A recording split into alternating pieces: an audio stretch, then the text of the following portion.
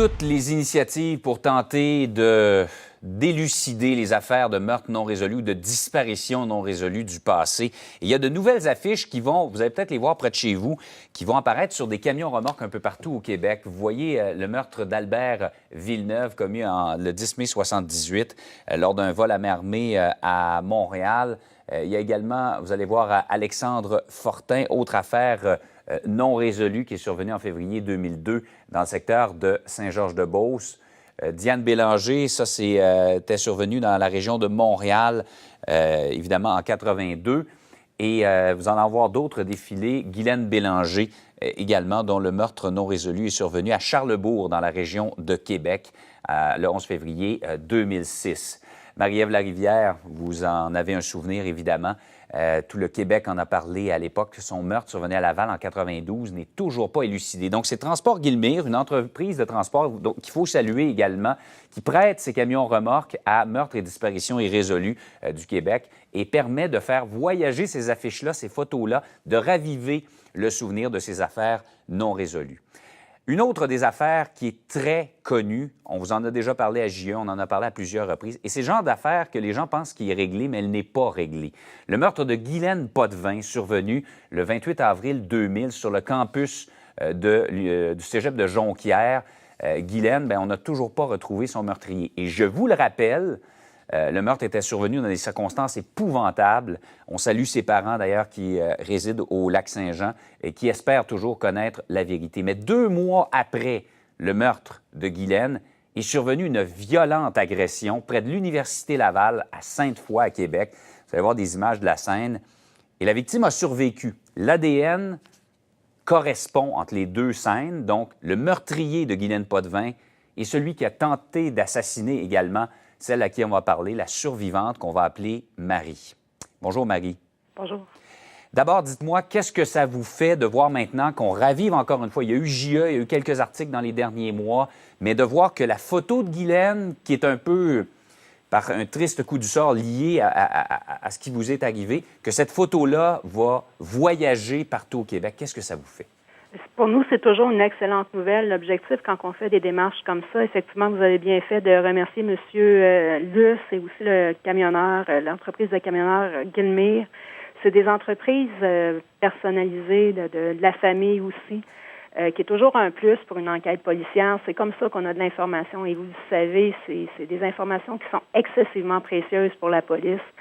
C'est pour ça qu'aujourd'hui aussi, j'ai accepté de vous parler de nouveau. C'est qu'on a besoin de ces informations-là pour faire avancer le dossier. C'est le pain et le beurre des enquêteurs. Si les gens ne parlent pas, on ne peut pas travailler le dossier. Donc, c'est excessivement important que les gens puissent livrer l'information. Rappelons-le, là, le meurtrier de Guylaine, il pensait aussi vous avoir tué, mais il n'a pas réussi. Il n'a pas atteint son but. Vous avez survécu 19 ans plus tard. Vous êtes encore vivante. Pour les membres de votre entourage, à part les très, très proches, ignorent ce qui vous est arrivé. Vous vivez quelque part au Québec, mais les gens ne connaissent pas autour de vous. Vos collègues de travail ne connaissent pas votre véritable histoire. Et c'est pour ça qu'on garde un soin jaloux à ne pas vous identifier ni directement ni indirectement. Marie, les médiatisations, autant JE que les quelques articles qui ont paru par la suite, ça a amené quand même de l'eau au moulin, là. Oui, effectivement, comme je disais tantôt, c'est le pain et le beurre des enquêteurs. Vous l'avez très bien médiatisé d'ailleurs pour le JE. Nous, ce qu'on a besoin, c'est de faire appel au public, que ce soit par les initiatives de MDQ, par vos initiatives aussi au niveau de TVA. On a besoin de vous pour résoudre le dossier. Et ça, c'est important de faire passer l'information. Peu importe les citoyens sont où aujourd'hui, peu importe où ils sont au Québec, la région a vraiment pas d'importance. S'ils ont de l'information, soit en provenance de Jonquière en 2000, de Sainte-Foy en 2000, ou n'importe quel témoignage ou confidence qui aurait pu leur être livré depuis, peu importe leur région, ça va être reçu par les policiers et traité d'une façon confidentielle et respectueuse. Absolument. Et rappelons-le, vous le dites, là, Jonquière en avril 2000, début juillet, Sainte-Foy, mais il peut être carrément ailleurs au Québec présentement. Il peut vivre en Abitibi, à Montréal, dans les cantons de l'Est, n'importe où. Dès qu'on a un doute sur un individu, il vaut mieux le confier aux policiers.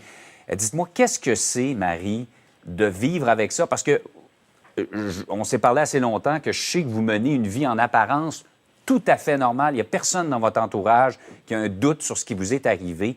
Mais ce n'est pas évident de garder la façade et de vivre avec les conséquences de cette agression-là.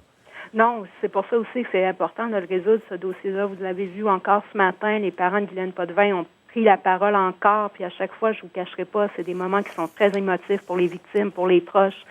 Si on le fait, c'est pour convaincre les gens de parler. Il faut que quelqu'un parle. Si on a la moindre information, il faut la livrer. C'est notre seul espoir actuellement dans le dossier. Il faut que les gens se confient.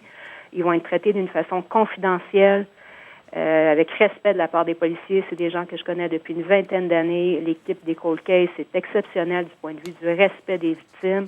Il faut parler. Et c'est tellement sauvage ce qui s'est passé. Il ne faut absolument pas que ça reste impuni. Il faut savoir qui est à l'origine de tout ça. Dites-moi, Marie... Mais surtout, M. Guérin, si vous me permettez, oui. cet individu-là est toujours en circulation. Combien il a fait de victimes?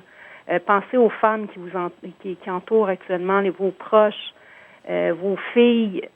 Cet individu-là est en circulation, il est dangereux. Donc, la moindre information, il faut la donner. C'est un véritable danger public qu'il faut retirer de la circulation le plus rapidement possible. Dites-moi en terminant, je le disais au début, votre sort est intimement lié à celui de Guylaine que vous n'avez jamais connu. Il est question à un moment donné peut-être que vous rentriez en contact avec les parents de Guylaine? Écoutez, pour des questions d'enquête, actuellement, c'est des choses qui sont impossibles. Vous comprenez, là, c'est des dossiers qui sont très confidentiels. C'est pas exclu s'il y a règlement du dossier, mais actuellement, c'est une situation qui est impossible. Bien, Marie, merci beaucoup. On rappelle aux gens donc de prêter attention à ces camions qui vont circuler au Québec avec la photo de Guylaine. Effectivement. Et de donner l'information le plus rapidement possible aux services policiers. Exact. Et si vous me permettez, je redonnerai le numéro de la Sûreté du Québec. C'est important. C'est une ligne qui est confidentielle. Peu importe qui appelle et d'où, ça va être traité. Donc, c'est le numéro 1-800-659-4264. 1-800-659-4264. Marie, merci beaucoup et on se souhaite de tout cœur qu'on retrouve cet individu-là. Merci beaucoup à vous. Merci pour vos efforts aussi. Bonne journée.